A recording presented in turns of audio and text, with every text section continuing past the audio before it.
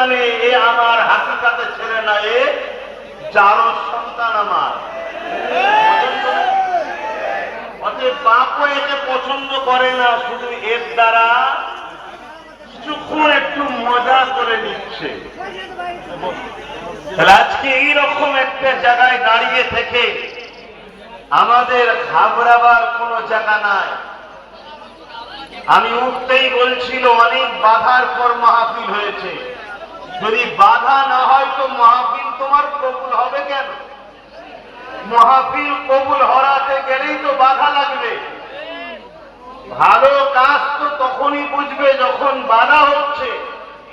তোমার পক্ষে আল্লাহ রাজি আছে বুঝবে তখন, যখন তুমি পরীক্ষায় পড়ছো, তোমাকে আজমাইশ করা হবে, তোমাকে পরীক্ষা নেওয়া হবে, হাজারো বাধা হবে।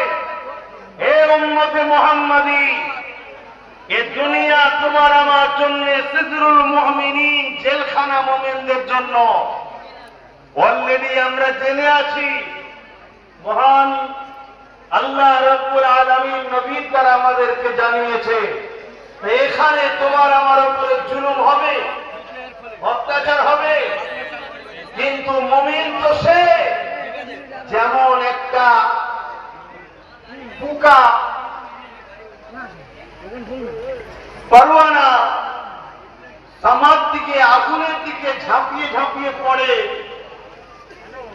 সে জানে এতে পড়লে আমি মরে যাব, তারপরেও সেই পরোয়ানা আগুনের জন্য এত দিবানা যে তাতে পড়ে জ্বলে মরাচ্ছে, ইচ্ছা করছে।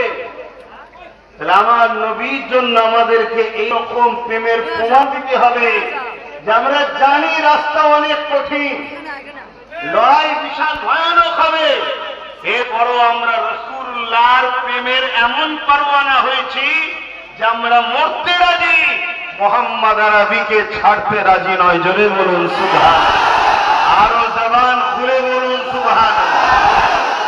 আরে সিস্টেম মাইক কমিয়েছে তো কি হয়েছে? ইমানদারের আওয়াজ